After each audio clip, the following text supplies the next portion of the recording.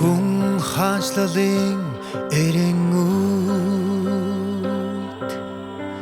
бүр мөсөн бүрэн төгс болгоолон байлдан дагуулалтын ажлын дараа хүн цэвэршүүлэлт гайзовлон амсах болно.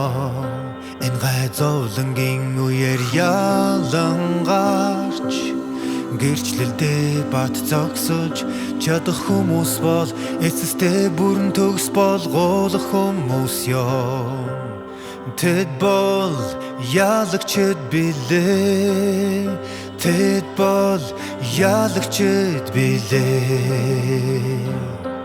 Энэ гайзовлонгийн үеэр хүн энэ цэвэршүүлэлтийг хүлээн авах шаардлагатай бөгөөд энэ цэвэршүүлэлтэн Бурхны ажлын сүүлийн тохиолдол юм. Бурхны бүх удирдлагын ажил дуусгар болохын өмнө хүн сүүлийн удаа цэвэршүүлэгдээ. Бурхныг дагдаг бүх хүн энэхүү сүүлчийн сорилтыг, энэ сүүлчийн цэвэршүүлэлтийг хүлээн авах ёстой.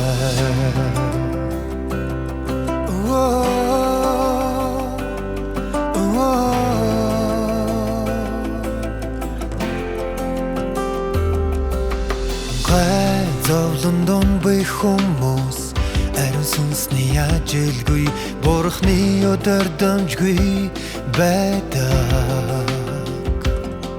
Харин үнэхээр байлдан дагуулагдсан Бурхныг үнэхээр эрэлхийлдэг хүмүүс эцэстээ бат зогсноо. Тэд бол хүн чанартай Бурхныг үнэхээр хайрладаг хүмүүс юм.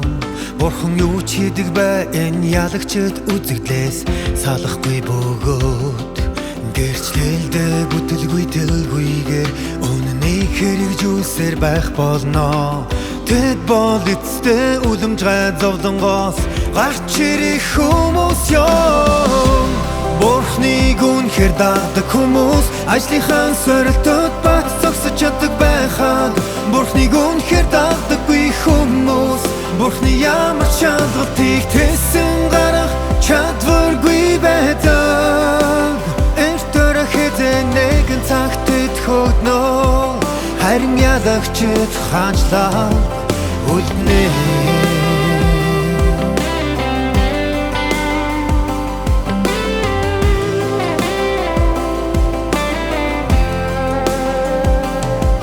Бурхныг үнэхээр ирж хайдаг эсхийг ажлыг нь сорьсноор, өөрөөр хэлбэл Бурхны шалгалтаар тодорхойлогддог.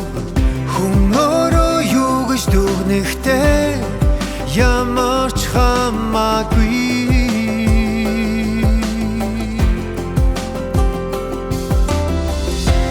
Бурхан альва хүнийг амархан голдоггүй.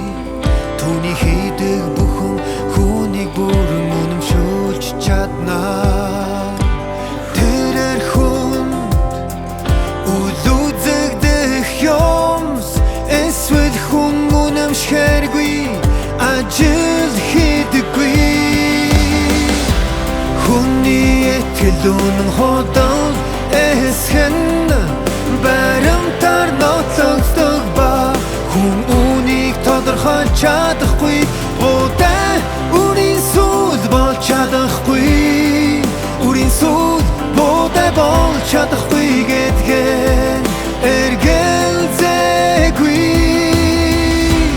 Бурхныг үнэхээр хайрладаг бүх хүн эцэстээ хаанчлалд үлдэх ба